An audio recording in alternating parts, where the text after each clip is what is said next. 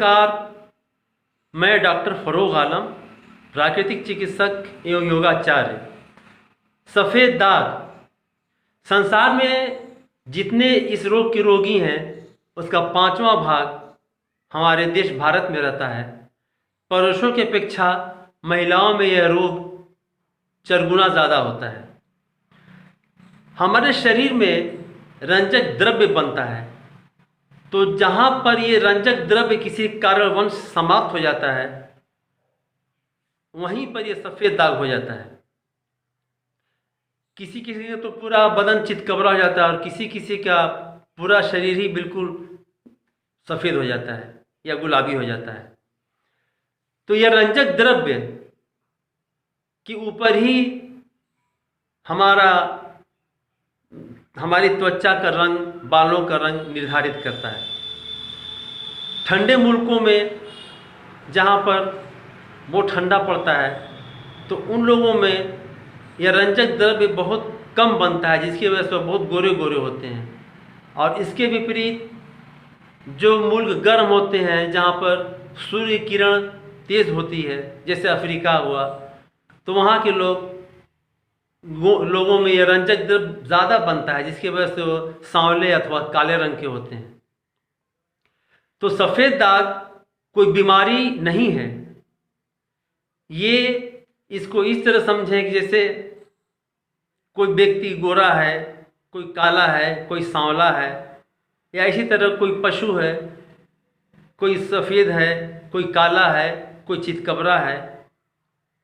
तो होता बस इतना ही है कि कोई जैसे कोई अंग्रेज़ी चला आता है हिंदुस्तानियों के बीच में तो कुछ अलग अलग लगता है। इसी तरह ही अंग्रेज़ों के बीच में कोई हिंदुस्तानी चला जाए, अफ्रीका का व्यक्ति चला जाए तो अलग अलग लगता है। तो इस तरह इसमें ये कोई रोग नहीं है, बस एक स्वस्थ सभी है। स्वस्थ काला व्यक्ति भी है, सांवला भी है, गोरा भी है। बस होता इतना है इसमें कि ये सफ़ेद दाग से व्यक्ति चितकबरा हो जाता है, उसकी सुंदरता नष्ट होती है और वो हीन भावना से ग्रसित हो जाता है। तो सफ़ेद दाग रंजक द्रव्य के नष्ट होने से होता है। तो रंजक द्रव्य नष्ट क्यों होता है और सफ़ेद दाग के और भी जो कारण हैं वो ये है कि प्राकृतिक विरुद्ध खाद्य पदार्थों का साथ साथ सेवन करना, जैसे दूध के साथ नमक, दूध के साथ मछली, मांस वगैरह वगैरह। इस तरह बहुत से संयोग विरुद्ध खाद्य पदार्थ हो सकते हैं। इसके अलावा मल मूत्र वीर्य के वेग को रोकना, भोजन के बाद तुरंत व्यायाम करने लगना, भोजन के बाद तुरंत ही आग तापना या धूप में बैठ जाना, परिश्रम के बाद या धूप से आने के तुरंत बाद ठंडा जल पी लेना और अजीर्ण रहते हुए मैथुन करना, इन सब कारणों से सफ़ेद दाग होता है। अब इसकी चिकित्सा मैं 2 चिकित्सा बताऊंगा। पहली चिकित्सा वो जिसे आपको जीवन भर करना है, उस चिकित्सा को आप स्वास्थ्य नियम का पालन या स्वास्थ्य के प्राकृतिक नियमों पर चलना जो भी चाहे कर सकते हैं, या सामान्य चिकित्सा कर सकते हैं जिसे आपको जीवन भर करना है। और एक दूसरी चिकित्सा जिसे आपको तब तक करनी है जब तक कि आपका रोग निर्मूल न हो जाए। तो अब चिकित्सा बताने से पहले मैं इसमें एक बात साफ कर दूं कि यदि सफ़ेद दाग नया है और जहाँ पर सफ़ेद दाग हुए हैं वहाँ के बालों का रंग सफ़ेद नहीं हुआ है, आयु 40 साल से अधिक नहीं है और सफ़ेद दाग 20% से ज़्यादा नहीं है शरीर पर, तो ऐसा सफ़ेद दाग निश्चित रूप से प्राकृतिक चिकित्सा से पूरी तरह ठीक हो जाता है।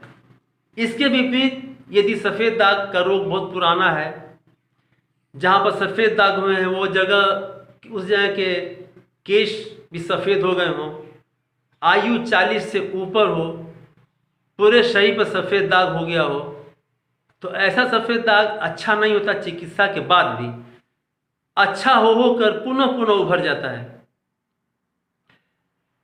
लेकिन जो सफ़ेद दाग अच्छा नहीं भी हो सकता, उसमें भी अगर आप सामान्य चिकित्सा करें, यानी कि स्वास्थ्य नियम का पालन करें, जो मैं बताऊंगा आगे अभी, तो यह तय है कि आपकी सुंदरता इतनी बढ़ जाएगी और आपकी त्वचा इतनी मखमली, मुलायम और कोमल और गुलाबी हो जाएगी कि आप सुंदर हो जाएंगे और बिल्कुल अंग्रेज तरह लगेंगे।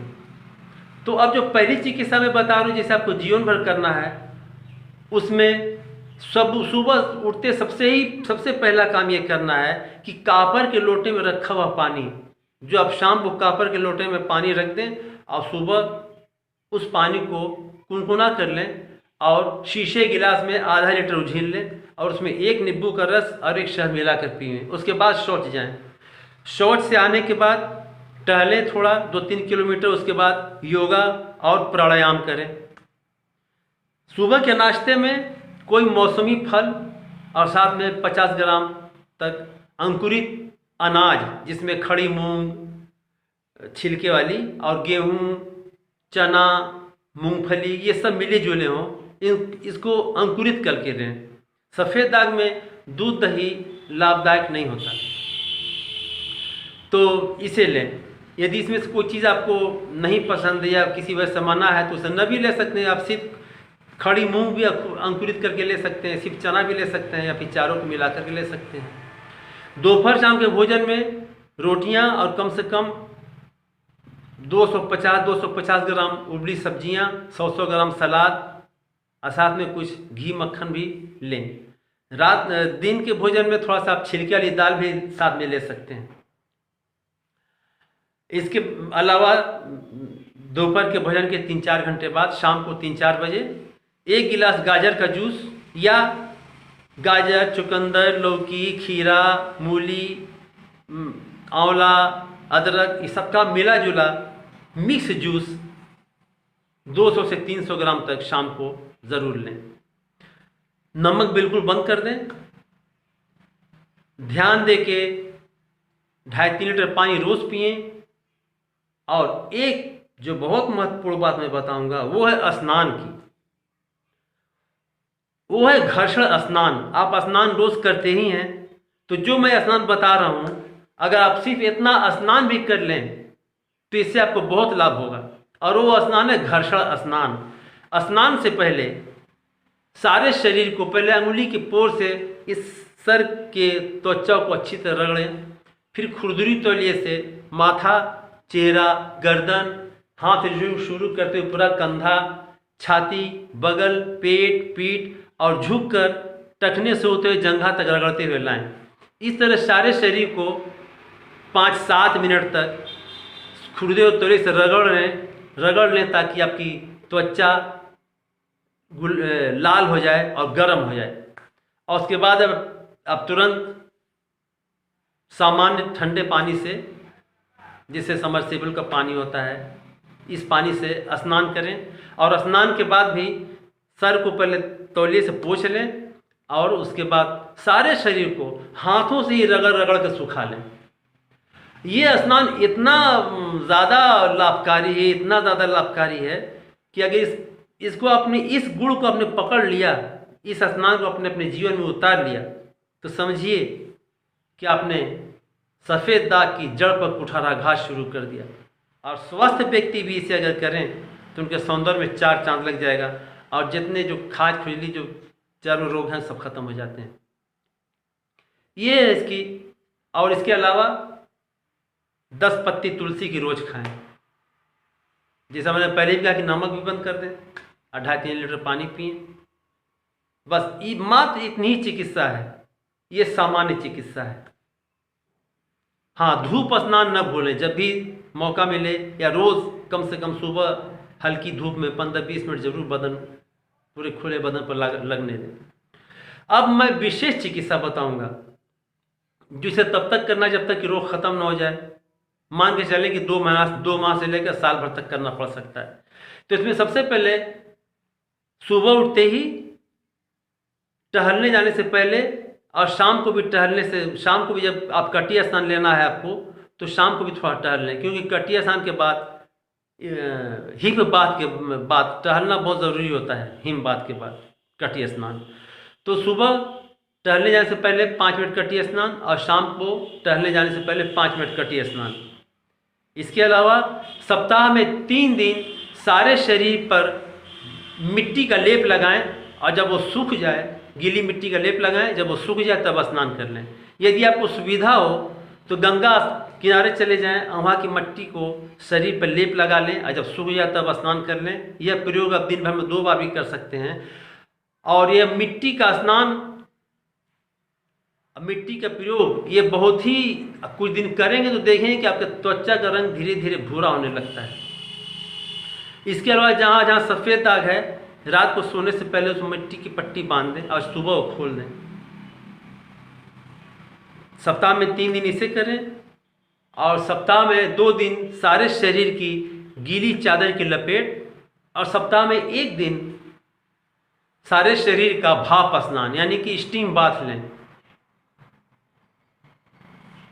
इसके अलावा हरी और पीली बोतल का सूर्य तप्त जल 1 भाग और आसमानी बोतल का सूर्य तप्त जल 2 भाग, दोनों को मिलाकर दिन भर में 6 खुराक 30-30 ग्राम की मात्रा में पीएं। और जब धूप स्नान करें तो कोशिश करें कि हरे शीशे से धूप को पास करा के अपने शरीर पर लगने दें। और इसके साथ ही साथ सुबह, दोपहर, शाम 3 टाइम तुलसी के पत्ते चबाएं। इसमें नमक पूरी तरह बंद कर दें। 2.5-3 लीटर पानी रोज़ पिएं। और सफ़ेद दाग पर लगाने के लिए बावची, हल्दी और अदरक यानी सौंठ, इसका चूर्ण बना लें और 1.5 मासा चूर्ण को आध पाव गाय की दही में फेंट कर सफ़ेद दाग पर दिन भर में 2-3 बार लगाएं। या सफ़ेद घुमची को पानी में पीस लें और उसे दिन भर में सफ़ेद दाग पर 2-3 बार लगाएं। बस इतना करें और सफ़ेद दाग से मुक्ति पाएं। और अगर मुक्ति नहीं भी हुई सफ़ेद दाग से, बहुत ज़्यादा पुराना है, तो आपके सौंदर्य में वृद्धि होगी। आपकी त्वचा बहुत सुंदर, मखमली, मुलायम, गुलाबी हो जाएगी। बिल्कुल अंग्रेज़ की तरह लगेंगे आप। नमस्कार।